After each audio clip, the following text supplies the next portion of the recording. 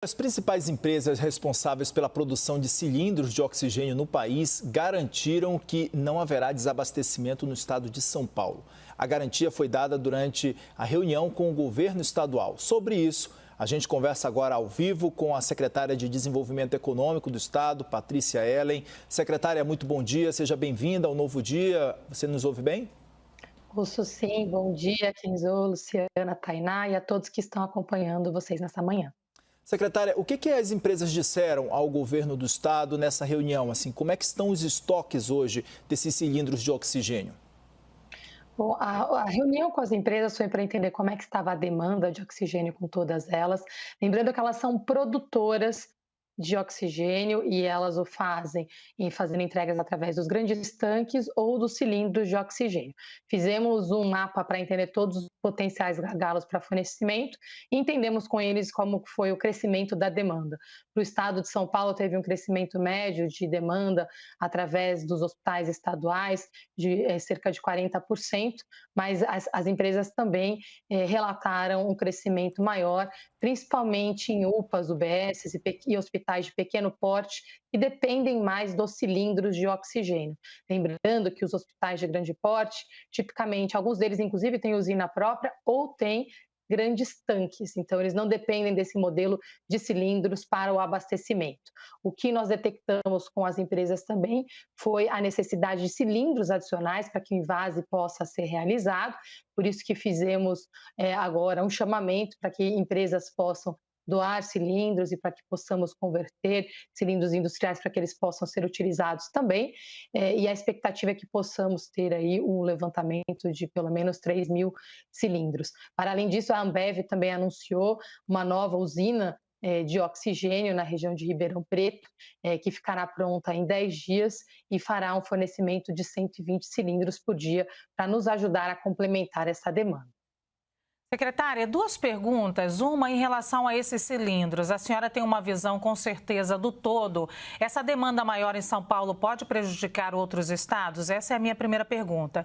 A segunda pergunta diz respeito ao aumento de internações no estado de São Paulo. A gente viu aí que em um mês o número de internados passou de 13 mil para 29 mil internados. O estado de São Paulo estava preparado para isso? Está preparado para o aumento ainda desse número?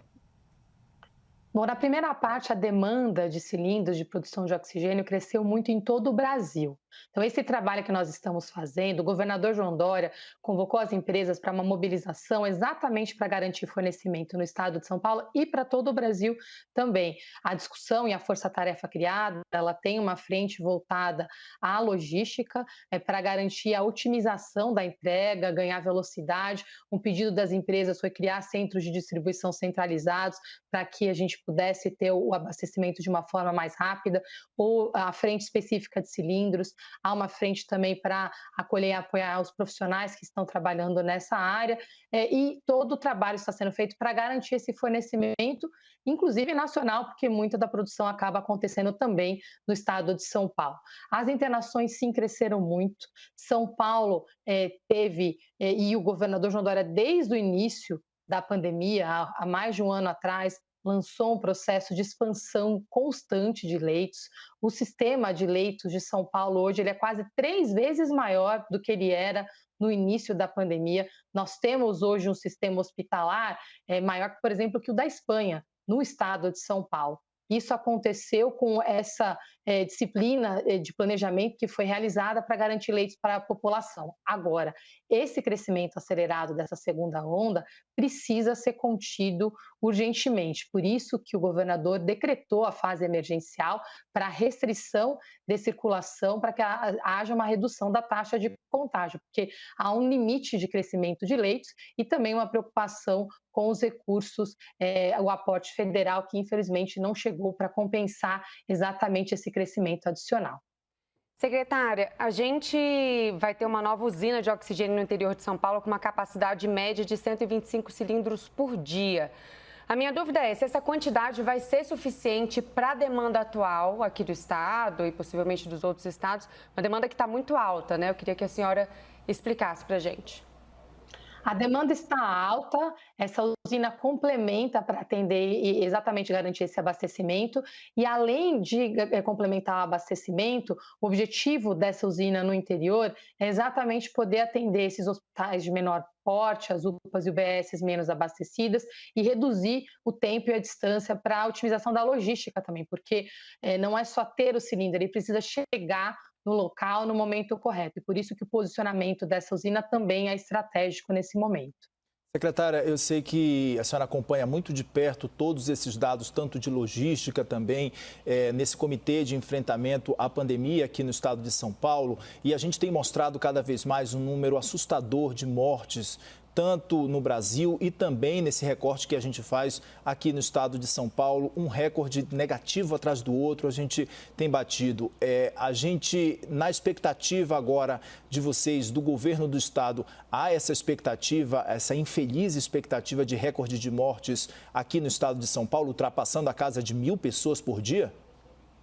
Nós estamos tendo recordes de mortes já nas últimas semanas. Tenho acompanhado os dados não somente no estado de São Paulo, mas em todo o Brasil.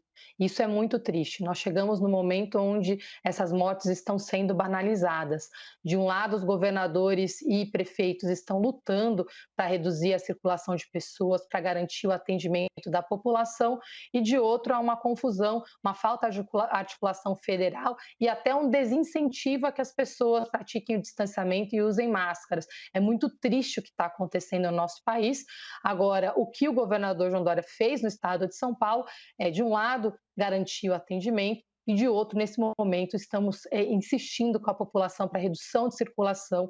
É uma decisão muito difícil para o gestor público ter uma fase emergencial como essa, mas ela se faz necessária exatamente para preservar vidas. E com relação aos dados, esse é um outro ponto que uma coordenação nacional se faz urgente. Nós estamos fazendo o levantamento das demandas de oxigênio com empresa por empresa. Esses dados precisavam existir, ser transparentes a nível nacional, para que todos pudessem fazer esse acompanhamento. Quando o governador nos pediu para fazer essa força-tarefa, nós começamos a fazer um levantamento número a número. Não existe sequer um painel de controle centralizado nacional com todos esses dados de demandas por estado. Então, nós estamos fazendo esse trabalho junto com as empresas, mas precisamos de uma agilidade, de uma coordenação nacional urgentemente. Secretária, a senhora pode adiantar para a gente, é possível que a senhora adiante para a gente esse número que a senhora falou que o estado de São Paulo tem esse recorde, a senhora consegue adiantar para a gente esse número de mortes, da estimativa de mortes das últimas 24 horas de recorde, se há esse número de recorde, é possível que a senhora faça isso para a gente? O que nós temos são os dados que nós, inclusive, compartilhamos ontem na coletiva de imprensa, onde nós mostramos que nós acompanhamos a média móvel de óbitos, né, toda semana, e nessa última semana, a nossa média móvel de óbitos por dia subiu 35% com relação à semana anterior, e que já era um número muito elevado, já era o maior número desde o início da pandemia. Então, isso é muito triste. Cada número são vidas que foram ceifadas. Precisamos, neste momento, como eu disse, de uma coordenação nacional e de acelerar a vacinação urgentemente para que possamos reverter essa situação. E, nesse momento, também a redução da circulação para que a taxa de contágio caia rapidamente em todo o país. Todos os estados estão conectados. São Paulo tem esse papel também muito de atendimento nacional. Então, acaba acontecendo que muita gente vem para o estado de São Paulo e, infelizmente, né, essas taxas de contágio cresceram de uma forma descontrolada nas últimas semanas em todo o país. Qual a estimativa para o dado de hoje, secretária? É possível antecipar para a gente?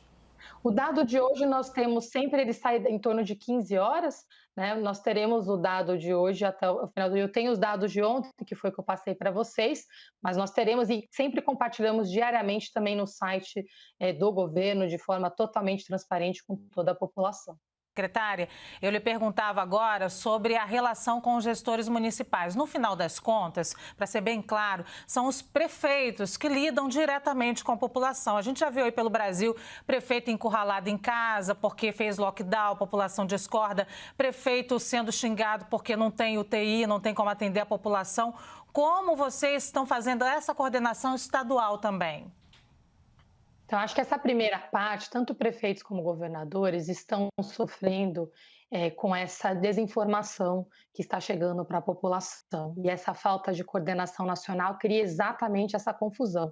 Muitas pessoas que estão protestando foram enganadas e acreditam que há uma falsa dicotomia entre saúde e economia. Nós vimos agora essa semana a publicação de uma carta aí com centenas de economistas, deixando bem claro que a melhor saída econômica nesse momento é a prática de políticas de distanciamento e a aceleração da vacinação. Ninguém tem dúvidas disso e o que nós precisamos agora é apoiar os nossos prefeitos para que a informação correta chegue para a população. No estado de São Paulo, o governador, desde o início da gestão, não somente na pandemia, adotou um modelo de governo municipalista. Tanto que nós temos a Secretaria de Desenvolvimento Regional, com o secretário Marco Vignoli, e neste domingo tivemos reunião com os prefeitos. Em São Paulo, nós temos 645 municípios e, por sorte, o descumprimento das regras estaduais tem sido uma exceção. E quando isso acontece, nós temos os órgãos de controle, a destacar o Ministério Público e o Tribunal de Justiça, que tem feito um trabalho espetacular para fazer todo esse controle complementar muito necessário. E o que acontece, por outro lado, é que em alguns municípios com a situação mais agravada, prefeitos tomam a iniciativa de terem medidas mais duras. E eles têm completa autonomia para realizar essas medidas quando necessário. Em todos os casos que isso foi aplicado, teve total suporte do governador, do governo de São Paulo, porque as medidas foram necessárias. Secretária, os números aqui em São Paulo ainda não são bons e a fase emergencial tem um prazo ainda de até o dia 30. De 0 a 10, qual que é a probabilidade da fase emergencial ser estendida e por quanto tempo? Nós não temos como dizer isso hoje, porque o resultado de políticas de distanciamento adicionais, o modelo de lockdown que foi feito no mundo inteiro, por políticas, medidas mais restritivas, elas demoram entre 10 e 14 dias para começarem a ter o seu pleno efeito. Então, essa semana é uma semana crítica, né? A partir de agora, nós estamos completando 12 dias do início da primeira etapa da fase vermelha, né, e estamos entrando na segunda semana da fase emergencial. Então, entre quarta-feira, né, e até sábado, nós vamos ter os números que vão nos ajudar a entender qual que é o nível do impacto dessas medidas para que possamos, então, avaliar junto com o centro de contingência, lembrando que é sempre recomendação da saúde, quais são as medidas que devem ser tomadas.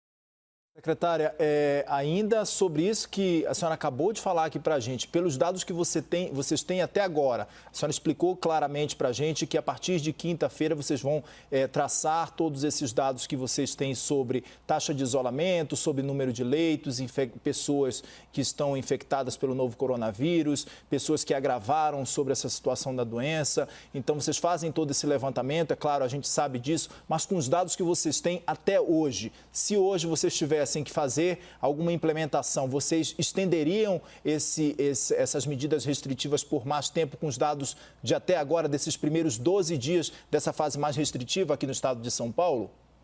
Nós estamos exatamente nesse ponto de inflexão. Se você me perguntar isso agora na quinta-feira, eu vou poder te dizer com muito mais segurança. E eu sei que a nossa tendência, às vezes, é querer responder, mas a gente precisa evitar essa futurologia, que é isso que confunde um pouco as pessoas. O que eu posso dizer que hoje é um momento de muita atenção ainda, nós estamos com a taxa de ocupação altíssima nos hospitais, estamos com forças-tarefas aqui para garantir suprimento de oxigênio, para garantir o atendimento com dignidade para toda a população. Então, é preciso muita atenção. Essa fase, ela com certeza precisa permanecer, sem dúvida nenhuma, até, no mínimo, a sua duração original, que era até o dia 30 de março. Né? Então, ainda temos aqui mais 7 dias pela frente para monitorar e acompanhar esse resultado. Agora, também é importante lembrar que isso acontece no mundo inteiro e essas medidas elas precisam desse tempo para serem observadas. A parte positiva que eu posso destacar é que já houve uma redução muito expressiva da circulação de pessoas, para além da taxa de isolamento social, que está entre 5 e 6 pontos percentuais acima da taxa na fase laranja ali, nós temos também uma redução muito expressiva de circulação de pessoas no transporte público. Com as estimativas da Secretaria de Transportes, nós vimos que houve uma redução de entre 40% e 60% da circulação de pessoas no transporte e, pelo menos só no transporte, mais de 1 milhão de pessoas deixou de circular nas grandes metrópoles. Então, isso é muito importante, é um resultado que era necessário, e se essa redução agora se traduzir na redução da taxa de contágio, a gente vai ver a melhoria nos dados nos próximos dias também. Se não houver essa melhoria, nós entraremos também com medidas mais restritivas. Esse é o trabalho do Centro de Contingência, monitorar essa informação conosco 24/7 para que as medidas sejam sempre implementadas o mais rápido possível. Portanto, sem melhoria, há possibilidade de medidas mais restritivas. Muito obrigada, então, secretária Patrícia Ellen, secretária de Desenvolvimento Econômico do Estado de São Paulo. Muito obrigada a todos vocês e fiquem seguros, por favor, e se possível, em casa.